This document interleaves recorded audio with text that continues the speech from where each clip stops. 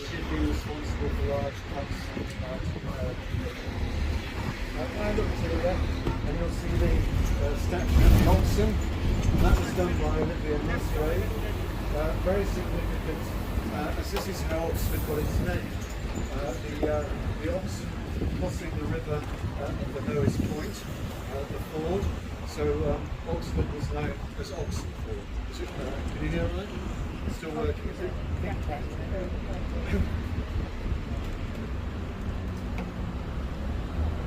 So we've got water on three sides of Oxford. Behind these houses on the right course at the south of the river, and then on the eastern side of Oxford you have the River Cherwell.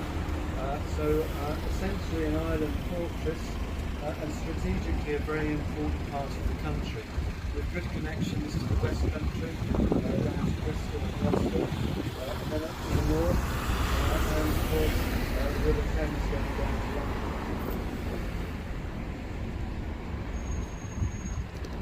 But it was the Saxons who put the town, as it was on the map, back in 911, when they built the city wall. And the original wall was just made out of earth, and it had a circumference of about 6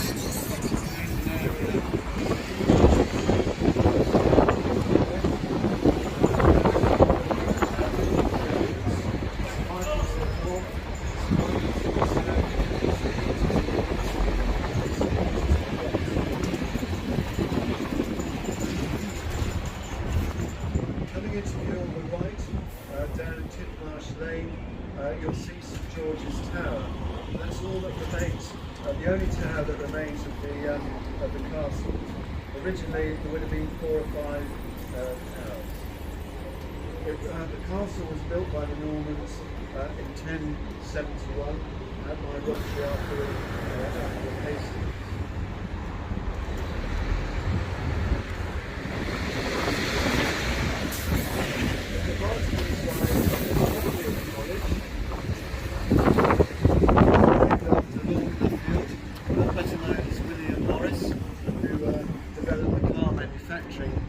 Business in Oxford. So although it was founded in 1937, it wasn't built until after the Second World War.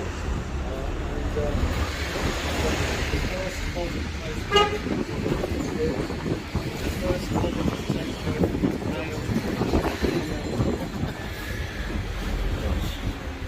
This is my blossom green. We're just going to see if we've got any more passengers on it.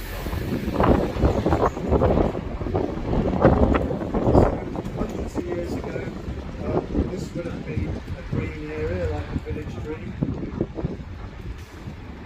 So they went to play bowls here, or practice their archery. And then if we go back to the English Civil War, Charles I, he used Christchurch College as his headquarters. And it was considered that his army practiced their drill in this part of Oxford, and also at the University Parks. And then for 100 years, up until 1935, this is where the cattle market operated from. And then, as you can see, it's now the coach and the bus station. So I'm sure some of you will know the two Ronnies sketch, the four candles, yeah. So when we get to the junction, if you look to the left, you'll see a pub sign with 4 candles. And that's being put in the canal, the beds will see the canal through here.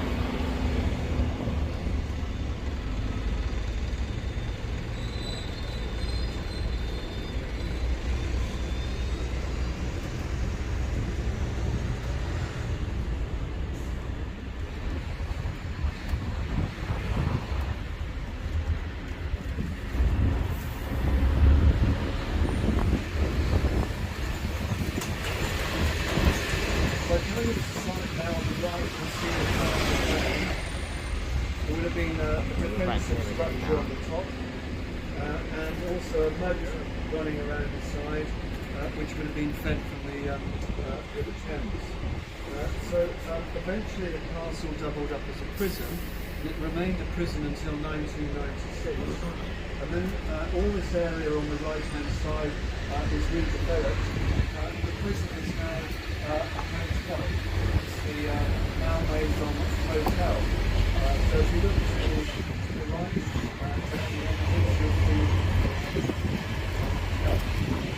just here on the right. They've kept all the original features. Staircase running through the centre.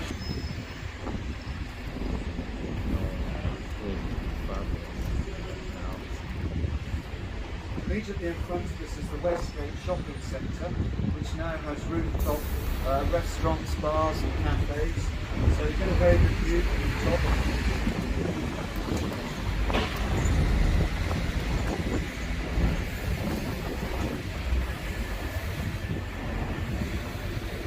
Just about where we are now, this would be the entrance to the Westgate. Right now, on the left side,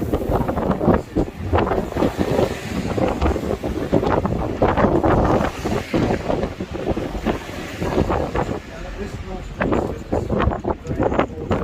The early learning was based on various religious orders, and this is where the Dominican and Franciscan friars came to settle. So they built their friaries here, they planted beautiful gardens and orchards, they controlled the flow of the Thames to prevent the flooding, and this was a very pleasing environment. In fact this part of Paradise Square, and it attracted many students to come and study here, perfect environment to study.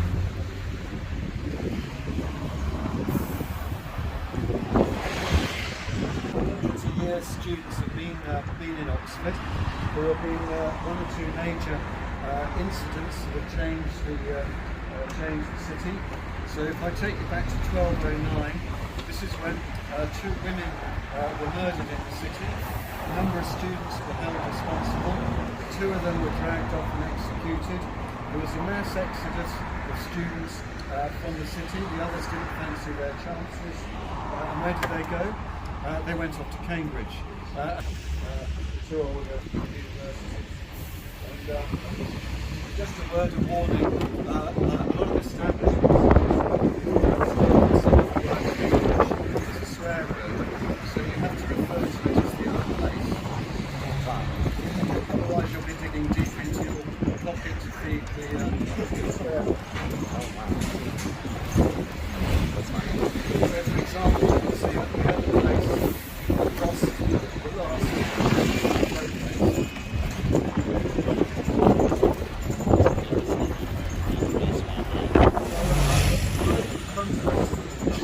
street in front of us, is Giles.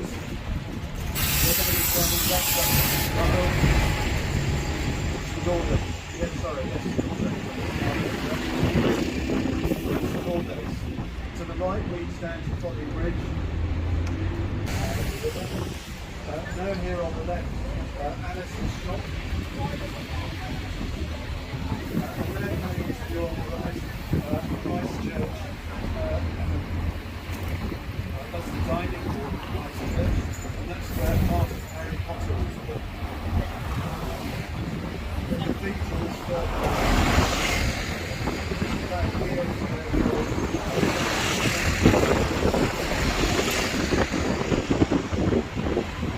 this is the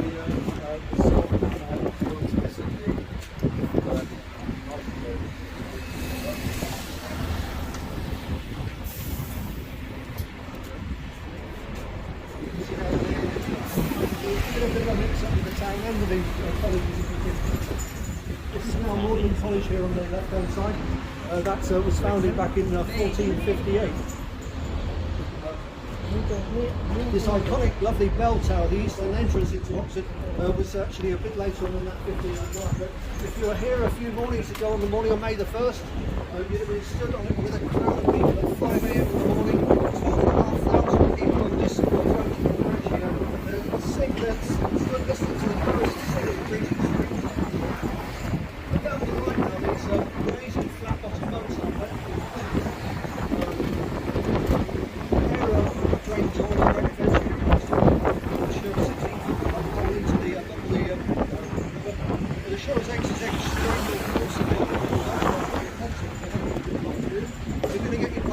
in the riverbed. The question is, do you hang on or do you let go? I'd recommend letting go, otherwise you look like something out of a Tom and Jerry cartoon. What we're going to do next, we're going to go back over Morgan Bridge. We'll go all the way around this roundabout, which is known as the Plain. That's P-L-A-I-N. It's a very interesting entrance into Oxford. The one on the left-hand side of the green coach is coming down. We're going to heading towards London. There's a different university up there, Oxford University. There's 17,500 students up there alone. Oxford's got 24,000 students. The road, just here's the county road, 3 miles up there you'll find a car factory where BMW manufacture the mini car. The final road, the Giffey Road, 3 miles up there on the right side of the University of Mining track. But Roger Bannister ran the very first slope 4-minute mile back in the May of 1954. Pulled back across Northern Bridge Road.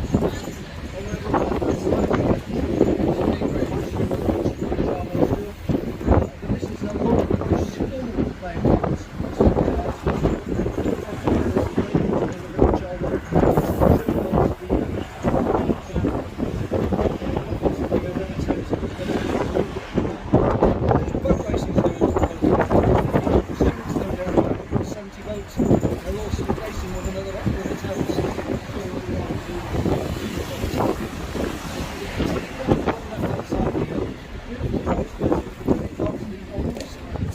On the whole country. We're over 400 years old, just over 400 years old. It was set up originally as what was known as the physics garden, and that was as a faculty, a department of the university. So now the students to go and learn all aspects of botany, reading hard herbs, and to do research work in the area. Home nowadays to about 5,000 to 6,000 and the glass houses are now to the site of the river. To protect those that unless they don't end up on our climbers and better off to the southern side.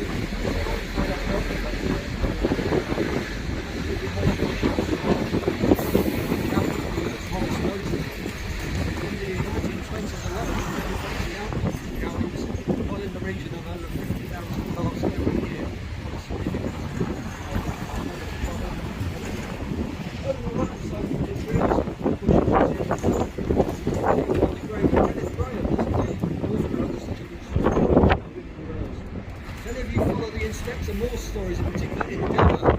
This is now Rhodes Scholarship.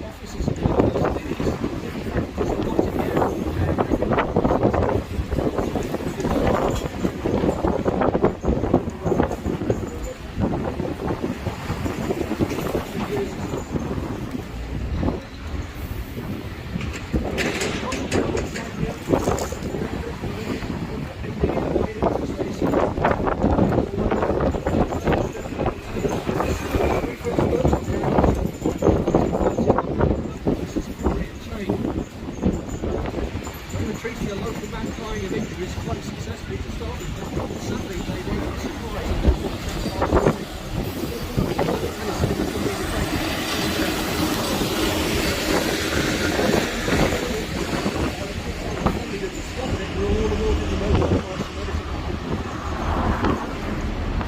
just a quick AstraZeneca is research up in what is known as the old Ford campus up in Headington, close to the church and hospital, which we don't pass by.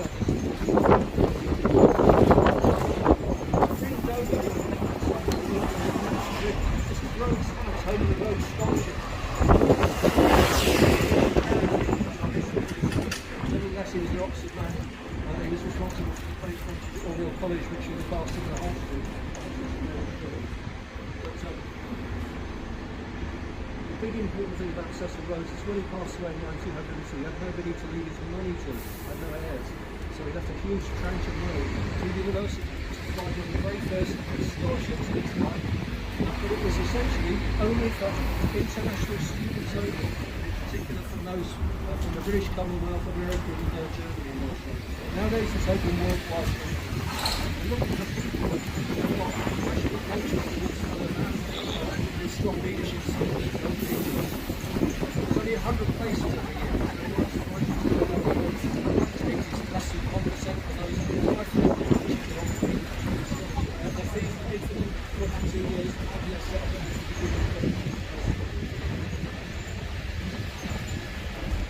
side here, this is Trinity College. We've got a beautiful set out, green grass area. It's a bell-shaped college, it's in all Trinity. Look at the left hand side now, this is what we do. That was founded in 1610 by Nicholas of Dorothy Waddle. And famous students there will include Melvin Bragg. This is now the real heart of the university area with the